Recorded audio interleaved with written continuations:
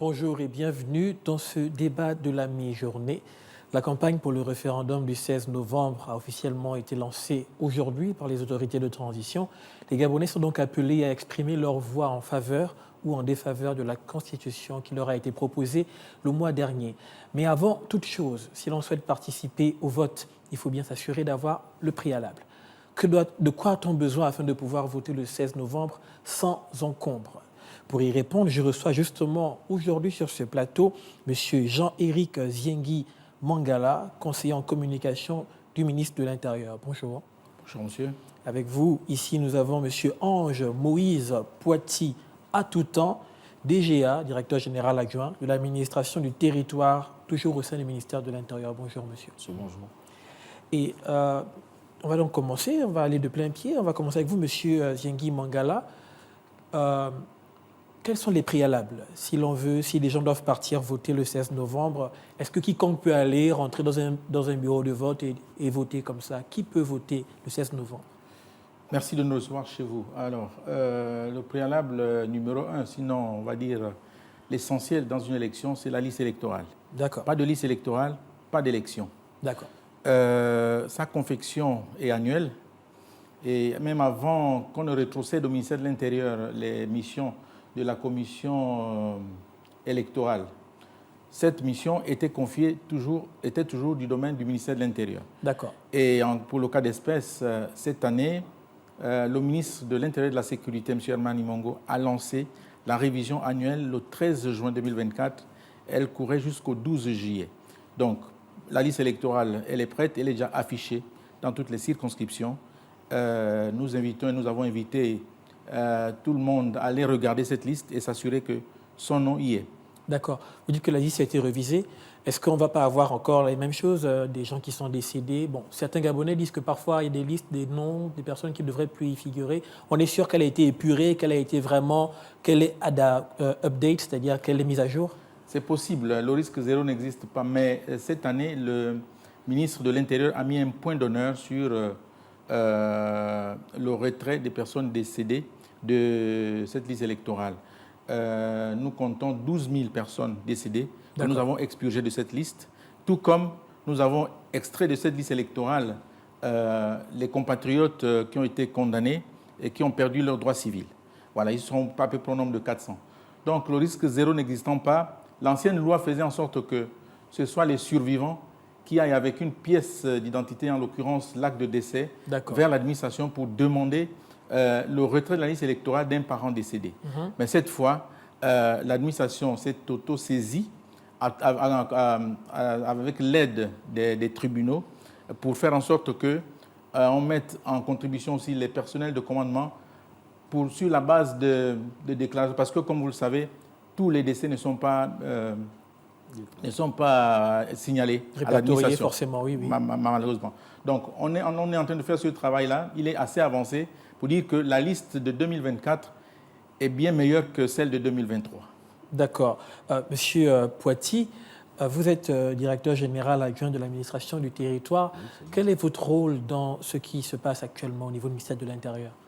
Bon, il faut dire que la matière électorale concerne le ministère de l'Intérieur, avec les missions du Centre gabonais des élections retrocédées au ministère de l'Intérieur.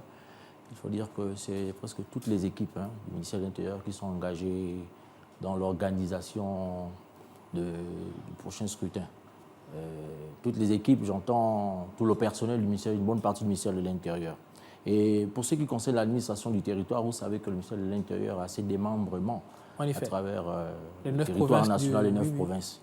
C'est 9 gouverneurs, 48 préfets, 26 sous-préfets et puis bien entendu les auxiliaires de commandement. D'accord. Donc il faut dire que ces personnes-là sont constituées des personnes de ressources qui vont, n'est-ce pas, appuyer les différentes commissions électorales qui sont disséminées, réparties à travers le territoire national. Excusez-moi de vous interrompre. En parlant de commissions électorales, elles sont déjà toutes en place? Oui. Sur tout le territoire national, il n'y a pas de manquement. Dans tous les endroits, on peut trouver les différentes commissions? Oui, excusez-moi. Il y a eu quelques retards au démarrage, mais la quasi-totalité des commissions sont déjà en place. Entendu que demain, je profite à dire que les commissaires électoraux qui n'avaient pas prêté serment sont attendus demain à la Cour constitutionnelle à partir de 9 h pour y prêter serment. C'est pour dire que toutes les commissions sont parties. Il y a quelques-unes encore qui sont à Libreville, mais qui ne sauraient tarder à partir d'ici demain. Toutes les commissions seront en place dans leur lieu d'exercice. D'accord. Et donc, vous disiez, M. Poitiers? Oui, c'était juste pour parler que le déploiement est en train de se poursuivre. Et comme l'a si bien dit M. le conseiller, plus tard demain, toutes les commissions qui n'ont pas encore gagné leur circonscription administrative d'affectation vont le faire. Une bonne partie des commissions ont déjà été faites. D'accord. Lorsqu'on parle de l'administration du territoire, quand on pense au Gabon, beaucoup de gens ont toujours l'impression que les provinces sont souvent un peu, on va dire, négligées par rapport aux efforts qui sont fournis par l'administration afin que le vote, que ce soit les présidentielles, législatives et tout, etc. Est-ce qu'on peut vraiment s'assurer que la voix de celui qui a voté à Mabenda, qui a voté au fin fond du pays, va être prise en compte là maintenant pour ce référendum? Oui, je peux confirmer parce que vous savez, vous avez vu l'arrêté du ministre de l'Intérieur. Vous pouvez le rappeler pour effectivement, public. portant en composition des commissions électorales et l'ensemble des commissions électorales commises pour le référendum 2024 obéit à un maillage du territoire qui fait en sorte que jusqu'au plus petit échelon territorial, les commissions vont pouvoir administrer le scrutin et par conséquent bien prendre en compte le choix des différents électeurs. D'accord. Monsieur Ziengui Mangala, on parle du référendum. Est-ce qu'on peut avoir une idée du nombre de personnes qui sont concernées? On sait que ce n'est pas les 2 millions de Gabonais qui sont inscrits forcément sur les listes. Combien de personnes sont attendues aux urnes, à peu près, si on a des chiffres? Le chiffre officiel de la liste électorale sera communiqué par le ministre de l'Intérieur. Je ne voudrais pas me substituer au ministre de l'Intérieur et de la Sécurité. Il va le faire incessamment. Mais simplement que, et là vous me donnez l'occasion de parler de la récente opération exceptionnelle de réclamation. Exactement. On allait revenir dessus, mais allez-y, oui. Consécutive à l'avis de la Cour constitutionnelle. Pour dire que le chiffre que le ministre donnera est le même en fait. La liste électorale n'a pas été altérée. Vous êtes inscrit sur la liste électorale, vous êtes ici au 3e arrondissement, vous voulez aller voter à Akanda, on prend seulement votre nom, on le met à Akanda, mais vous êtes toujours sur la liste électorale. D'accord. Vous êtes sur cette liste. Donc, il n'y a ni plus ni moins. C'est seulement un déplacement d'un point A à un point B. Voilà. Donc, pour revenir à votre question, le chiffre exact du nombre d'électeurs pour ce référendum sera communiqué par le ministre de l'Intérieur et de la Sécurité le moment venu. D'accord, mais au moins on peut s'attendre à ce qu'il y ait quand même une grande partie des Gabonais qui soient donc, une majorité des Gabonais sont concernés par ce vote, on peut espérer. Oui, bien sûr, le chiffre de 2023 a culminé à 800 000 électeurs. Il y a eu certainement un ajout puisque lors de la révision, il y a eu un engouement relatif et beaucoup de jeunes sont arrivés à la majorité électorale à l'âge de 18 ans. Ils se sont inscrits et voilà quoi. D'accord. Vous savez, on est au Gabon, mais l'actualité aussi internationale. On a eu hier le vote aux États-Unis. Il y a une particularité au niveau des États-Unis, c'est qu'on peut s'inscrire sur liste électorale jusqu'au dernier jour de vote. C'est-à-dire il est possible le dernier jour de partir et de dire que bon, moi, je ne voulais pas voter, mais là, je me suis décidé à voter. Bon, ben, je vais y aller. Est-ce que vous pouvez préciser ce qui est possible de faire ou pas possible de faire dans le contexte gabonais par rapport justement au vote qui nous concerne? En l'état actuel de la loi et de notre environnement, qui n'est pas interconnecté, j'attends le territoire national, nous nous en tenons à ce que la loi nous dit de faire. Il y a une révision de la liste électorale annuelle. Quand c'est ouvert par arrêté du ministre de l'Intérieur, les gens qui doivent aller s'inscrivent. Ceux qui doivent changer de lieu de vote le font. Et on extirpe de cette liste les décédés et les personnes qui ont perdu momentanément leur droit civil. Alors, nous avons un projet au ministère de l'Intérieur qui s'appelle le projet Iboga, qui vise à mettre en place l'état civil biométrique au Gabon. Alors, quand toutes ces choses seront mises en place, nous pensons que, et nous y travaillons, nous pensons qu'on pourrait avoir bientôt, quand tout le maillage sera possible, on pourra avoir l'opportunité de s'inscrire en ligne et même de consulter la liste électorale en ligne. Mais nous n'y sommes pas encore. Pour l'instant, c'est la révision de la liste et puis chacun regarde son nom sur la liste électorale, reçoit sa carte d'électeur et va voter le moment Donc ce n'est venu. pas encore clôturé, la révision de la liste. La révision, elle est annuelle. Je vous ai dit à l'entame D'accord. de mon propos que le ministre de l'Intérieur avait engagé la révision du 13 juin au 12 juillet. D'accord. Pour Donc cette c'est trop année- tard pour ceux qui veulent s'inscrire maintenant. Oui, oui, c'est bien trop tard, bien sûr. D'accord. Et l'opération exceptionnelle qui a été ouverte n'est pas assimilée à une nouvelle inscription. Exactement, parce que Voilà. plusieurs disaient qu'ils auraient pu aller et s'inscrire potentiellement. Pas C'est du uniquement pour ceux qui sont déjà Inscrits sur la liste et qui ne électorale. pourraient pas aller à l'intérieur du pays pour voter et qu'ils feraient valoir leur droit de vote à Libreville.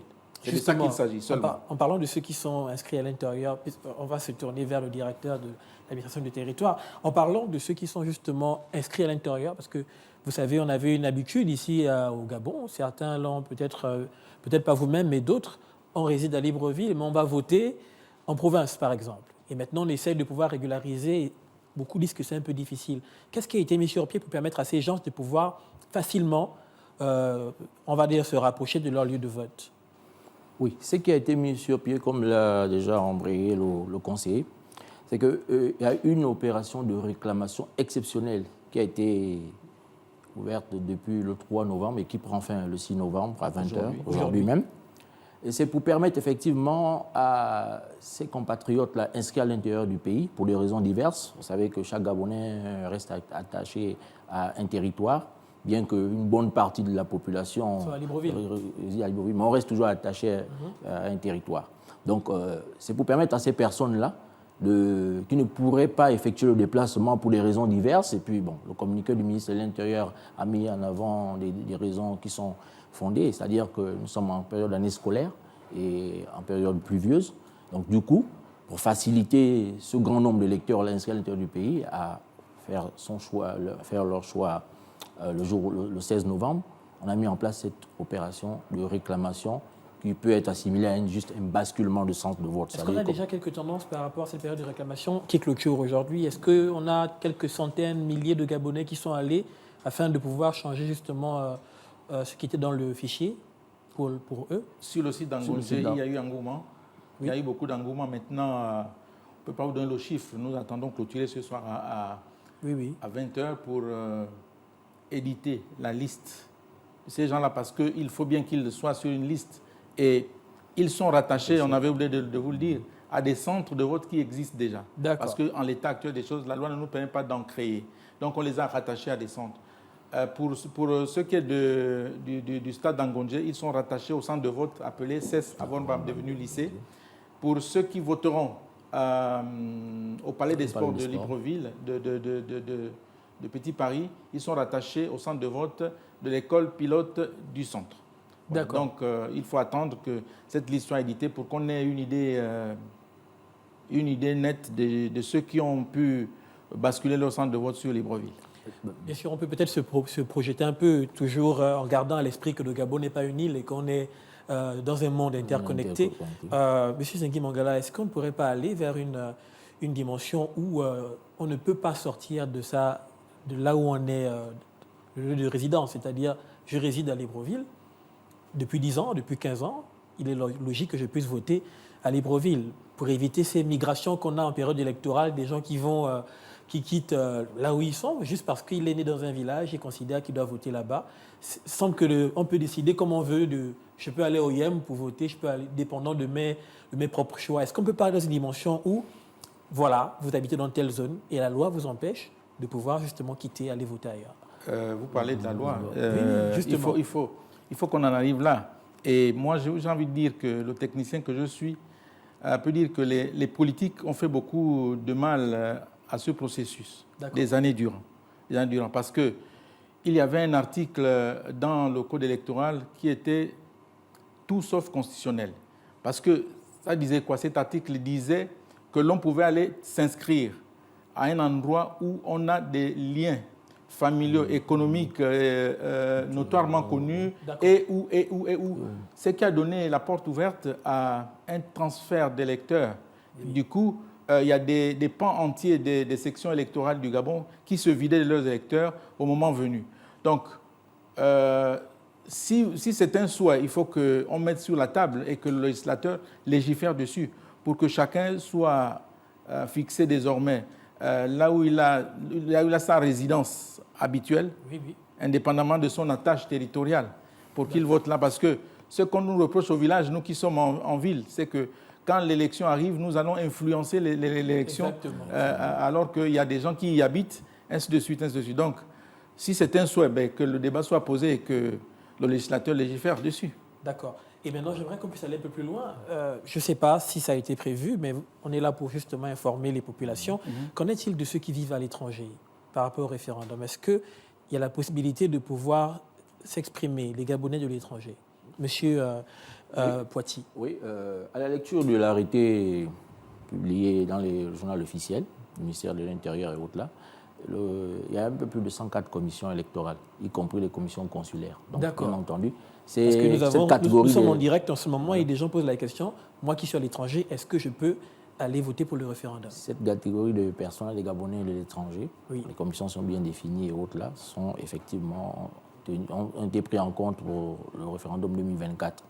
Et bien entendu, lors de la révision dont faisait état le conseiller en communication qui est opéré du 13 juin au 12 juillet 2024, des équipes d'enrôlement, comme on dit communément, ont été déployées à travers ces pays-là pour effectivement aller prendre en compte les primo-votants, les primo-électeurs, allais-je dire, donc les Gabonais ayant 18 ans, et puis ceux qui avaient souhaité faire des changements de centre de vote, qui, pour une raison, estimaient que à la période du référendum, ils se retrouveraient au Gabon ou dans un pays quelconque.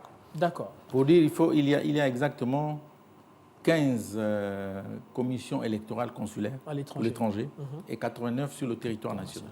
Voilà. Donc tout le monde est concerné. Le référendum qui n'a pas de candidat physique, c'est un peu comme l'élection présidentielle. La circonscription est unique. Partout où on est, le oui ou le non compte. D'accord. Voilà, qu'on soit à l'étranger, qu'on soit à Libreville, qu'on soit chez moi au sud, le oui qu'on mettra quelque part, il comptera. Le non qu'on mettra quelque part, comptera. Il comptera. Voilà. Et justement, vous me permettez d'embrayer sur ce sujet qui a aussi été un sujet de questionnement pour beaucoup de Gabonais. Plusieurs se disaient qu'ils auraient pu voter blanc.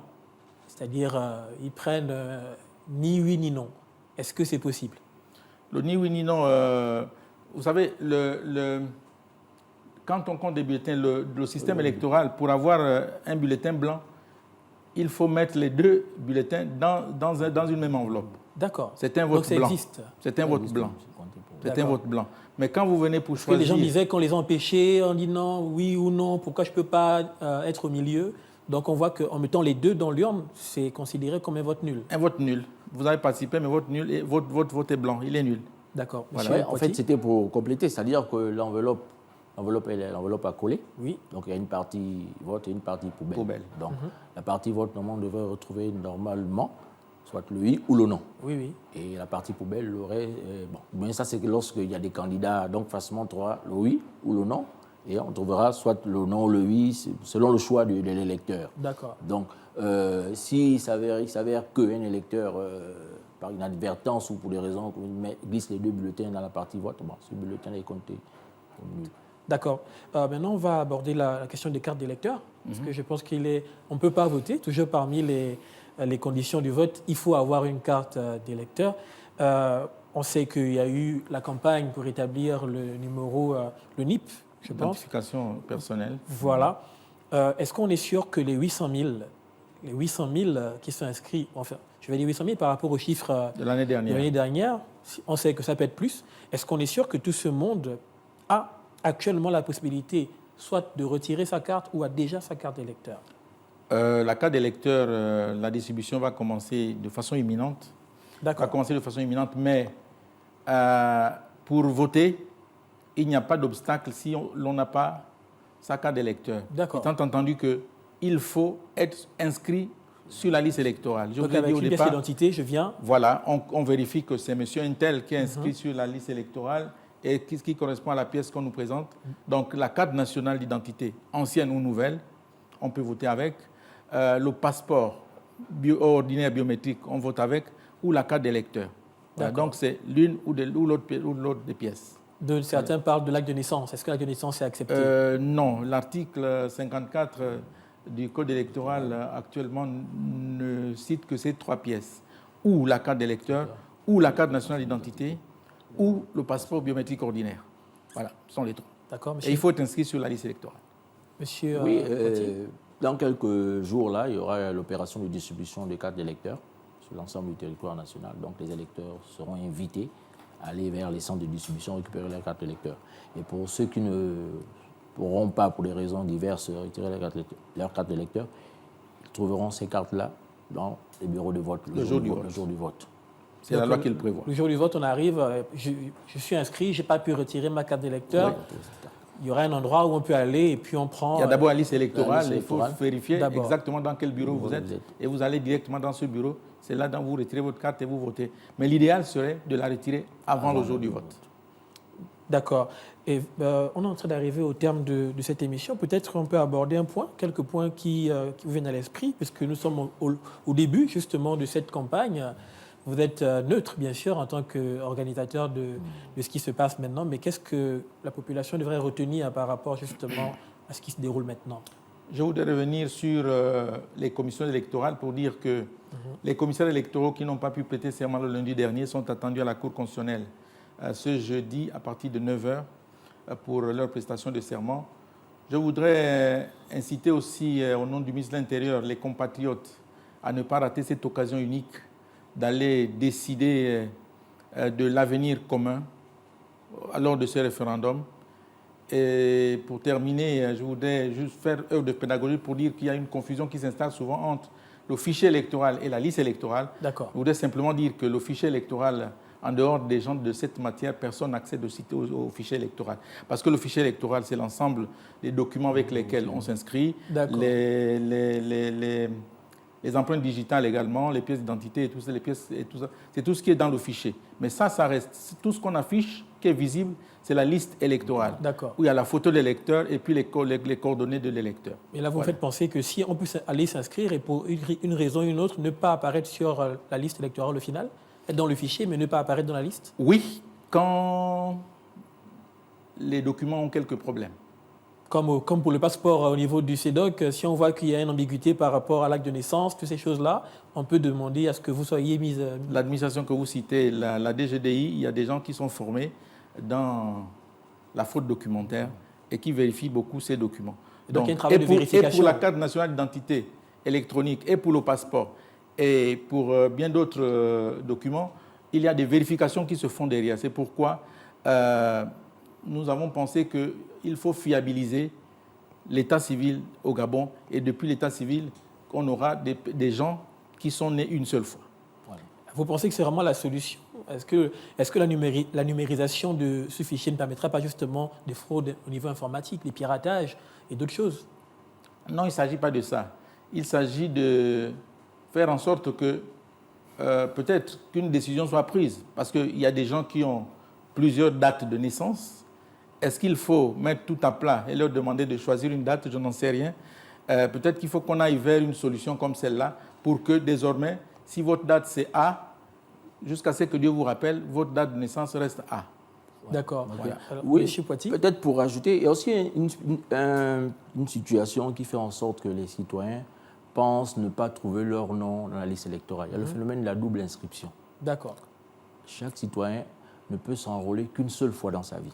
Mais est-ce qu'ils n'ont pas les moyens de savoir que vous êtes déjà enrôlé plutôt que de vous faire refaire encore le même processus? Oui, en fait, avant chaque opération, le ministère de l'Intérieur prend soin de communiquer abondamment. D'accord. Et les personnels, afficher les listes, et les personnels déployés sur le terrain lors des opérations d'enrôlement, comme on le dit souvent, prennent la peine surtout d'expliquer aux citoyens, avant de les prendre en compte dans le cadre de l'enrôlement, de demander si les personnes sont déjà enrôlées, se sont déjà fait enrôler. Et pour rappel, la liste électorale biométrique a commencé à être confectionnée au Gabon en 2013. D'accord. Donc, pour ceux qui sont passés devant les machines comme nous appelons communément les kits là, l'opération de la révision de 2013, 2015, 2016, 2018 et 2023, ils se sont déjà fait enrôler. Ils n'ont plus le droit de revenir se présenter, sauf pour opérer un changement de centre de vote. Donc, pour des raisons diverses, par le passé, on a observé le phénomène de la double inscription, ce qui a fait en sorte que, lors du traitement des données, nous constations des doublons. Bon, alors là, à ce moment, l'administration maintenait le lecteur au premier centre d'enrôlement dans lequel il s'est fait inscrire. Donc, l'électeur, en allant vérifier la liste électorale, À un autre lieu. À un autre lieu. A oublié qui s'était fait inscrire. Donc, il pense que son nom n'a pas retiré. la liste électorale. Or, en fait, il n'est pas... Alors, il existe quelque part. Il existe quelque part. Donc, c'est ce phénomène-là qu'on observe souvent. Et dans un cas comme ça, qu'est-ce qu'on fait? On demande à la personne qui est en face de nous comment on vérifie pour savoir où on peut aller lors des opérations de révision de la liste électorale, le ministère de l'Intérieur prend soin de mettre en place un dispositif outre les équipes d'enrôlement et les équipes de vérification. Ça peut même s'observer là, pour la petite phase de réclamation là. Il y a des machines de consultation. La liste électorale. Donc, le citoyen qui pense avoir oublié s'il s'est fait inscrire ou pas peut se présenter devant les machines de consultation pour demander. D'accord. Là où il est inscrit. Très bien. On pourrait le situer par rapport à son centre de vote. D'accord. Merci encore. Merci. Nous sommes arrivés au terme de ce plateau. Je rappelle que vous êtes Jean-Éric Ziengui Mangala, conseiller en communication du ministre de l'Intérieur, et vous êtes Ange Moïse Poiti à tout temps, directeur général adjoint de l'administration du territoire au sein du ministère de l'Intérieur. Merci d'avoir été avec nous. Merci également à vous, chers téléspectateurs. N'oubliez pas, le 16 novembre, vous êtes invités à aller vous exprimer. C'est un devoir citoyen, faites-le. Restez connectés sur Gabro 24. Au revoir.